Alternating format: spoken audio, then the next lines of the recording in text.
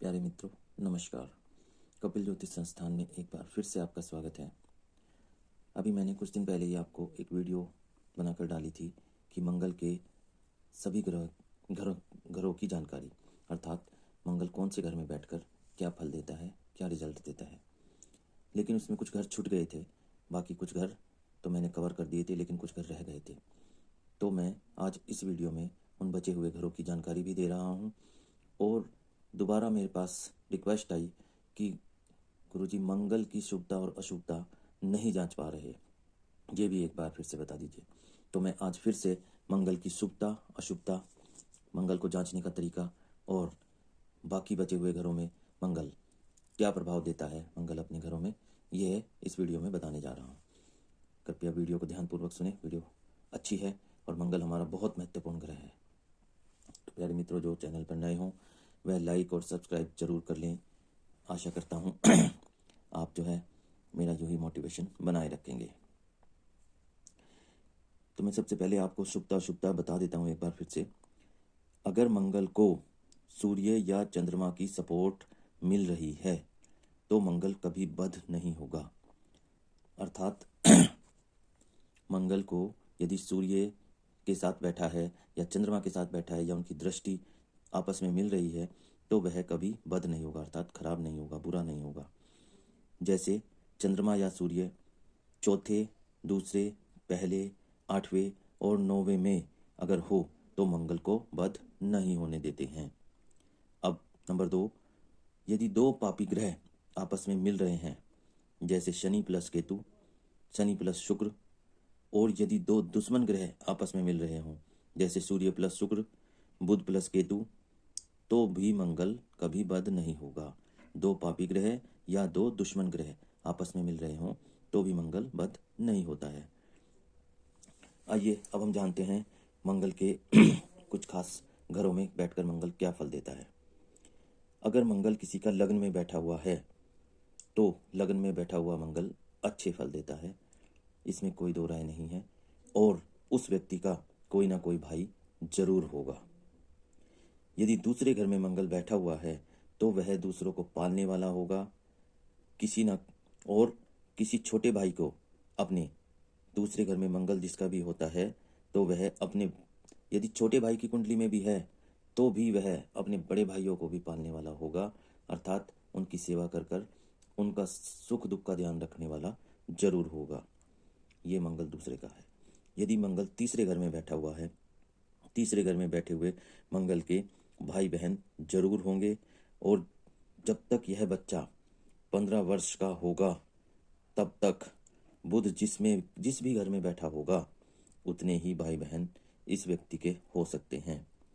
जब तक यह 15 वर्ष का होगा, बुध जिस भी घर में बैठा हो उतने ही भाई बहन होंगे।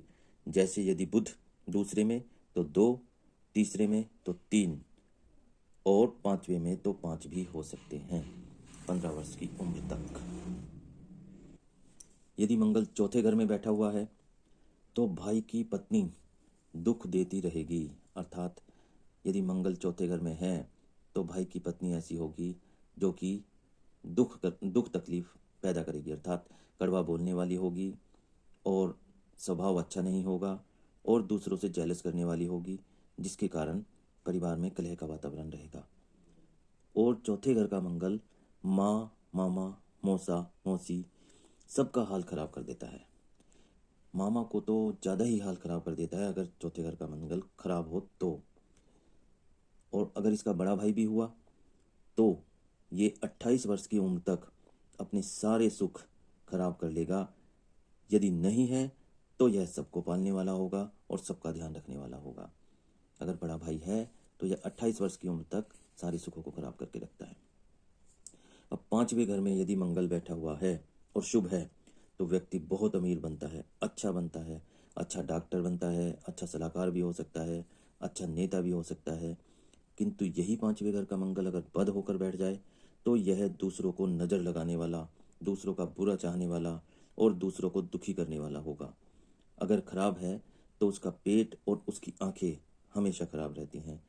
पांचवें घर में मंगल यदि बद है तो उससे बच के रहना चाहिए, क्योंकि ये आदमी दूसरों को ज़्यादा नज़र लगाते हैं, अर्थात जो आने जाने में टोकते हैं और किसी को देख के जलते हैं कि उसने ऐसा क्यों कर लिया, उसने ऐसा मकान क्यों बना लिया, उसके पास पैसे कहाँ से आ गए, वो यही आदमी होते हैं और इनकी नज़र बहुत तगड़ी लगती है। अब पांचवें घर का एक और रहस्य मैं बता रहा हूँ कि यदि पांचवें घर में मंगल हो और तीसरे घर में कोई भी नर ग्रह बैठा हुआ हो अर्थात पुरुष ग्रह बैठा हुआ हो तो उसके 3 भाई नहीं 4 भाई जरूर होंगे। और अगर स्त्री ग्रह बैठा हुआ हो, स्त्री ग्रह में 2 ही ग्रह आते हैं, शुक्र और चंद्रमा। यदि शुक्र या चंद्रमा बैठे हुए हैं तो 3 भाई जरूर होंगे। अगर पापी ग्रह बैठे हुए हैं जैसे राहु केतु शनि तो 5 भाई भी हो सकते हैं। और अगर तीसरे घर में बुध अकेला बैठा हुआ है तो 2 भाई उस व्यक्ति के होंगे। यह एक बहुत बड़ा सूत्र है जिसको आप भी जांच सकते हैं। यदि मंगल छठे घर में बैठा हुआ है और बद होके बैठ जाए तो यह व्यक्ति अपने आप में इतना डूब कर डिप्रेशन में चला जाता है और वह अपने आप को सबसे ज़्यादा होशियार भी समझता है और अपने सामने किसी की चलने नहीं देता। वह यही सोचता है कि घर के सारे आदमी मेरे से पूछ के काम करें, मेरे कहने पर चलें, क्योंकि इनमें सबसे ज़्यादा मैं ही समझदार हूँ, मेरे में ही अकल ज़्यादा है।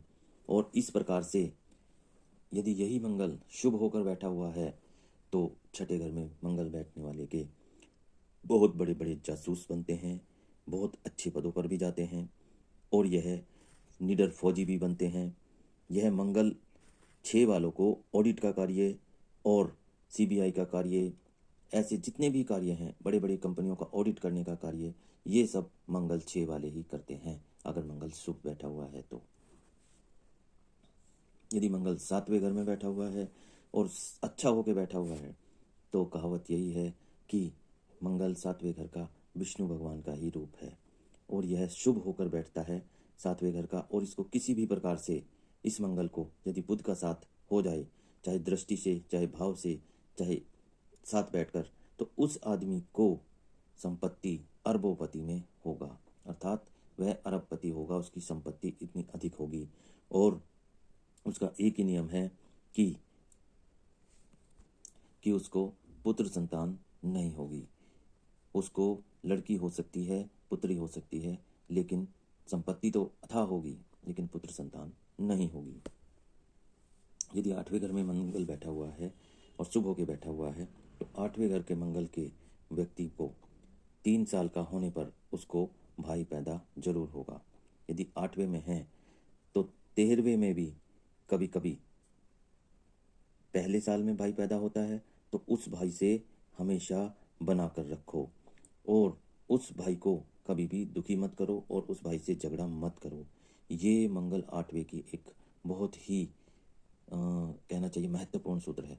यदि उस भाई से लड़ाई झगड़ा किया तो दोनों ही भाई बर्बाद हो जाएंगे। अगर दोनों भाई मिलकर रहेंगे और आपस में एक दूसरे का साथ देकर चलेंगे तो यह भाई बहुत बड़े आदमी बन जाएंगे और बहुत बड़े बिजनेसमैन बन सकते हैं। अगर मंगल 9वें घर में बैठा हुआ है तो उसको आगे लड़के यदि पैदा करने हों अपने बच्चों के रूप में तो वह अपने किसी सगे रिश्तेदार के घर से पालना, उसके बच्चे का पालना लाकर अपने घर में रख ले। यदि वह एक पालना लाएगा तो उसको एक बच्चा लड़का पैदा हो जाएगा, यदि 2 पालने लाएगा तो 2 लड़के पैदा हो जाएंगे। यह एक बहुत महत्वपूर्ण सूत्र है। इसी श्रृंखला में यदि यह भाई भाई आपस में जुड़ जाएं और यह भाई जिसकी कुंडली में यह योग है अपनी भाभी की सेवा करे तो दोनों मिलकर लाखों करोड़ों रुपए कमाते हैं। और 9वें घर का जो मंगल है यह आदमी को इतना बड़ा बना सकता है कि दोनों भाई मिलकर बहुत ही बड़े अरबोपति आदमी बन सकते हैं। लेकिन बस शर्त इसकी भी यही है कि आपस में मिलकर रहें और उसको भाभी की सेवा करनी है। अगर अपने भाई या भाभी से किसी प्रकार से लड़ गया तो समझ लीजिए उसकी बर्बादी का कारण शुरू हो जाता है। अर्थात मिलकर रहने में ही उसे जो है अपना भगवान की दया से कृपा तभी प्राप्त होगी। तो मित्रों, आशा है मैंने मंगल के सभी घर बता दिए होंगे, आपको कुछ रिपीट भी हो गए होंगे। आशा है मेरे द्वारा दी गई जानकारी आपको अच्छी लगी होगी। यदि अच्छी लगी तो वीडियो को लाइक और सब्सक्राइब जरूर करें। मैं आपको जल्द ही मिलता हूँ। अभी मैंने एक वीडियो डाला था कि संतान पैदा क्यों नहीं होती, उसके क्या योग हैं। मैं इसका दूसरा भाग बना रहा हूँ और उसमें सारे योग बताऊँगा जो संतान पैदा होने में दिक्कत करते हैं। तब तक के लिए धन्यवाद, नमस्कार, राधे राधे।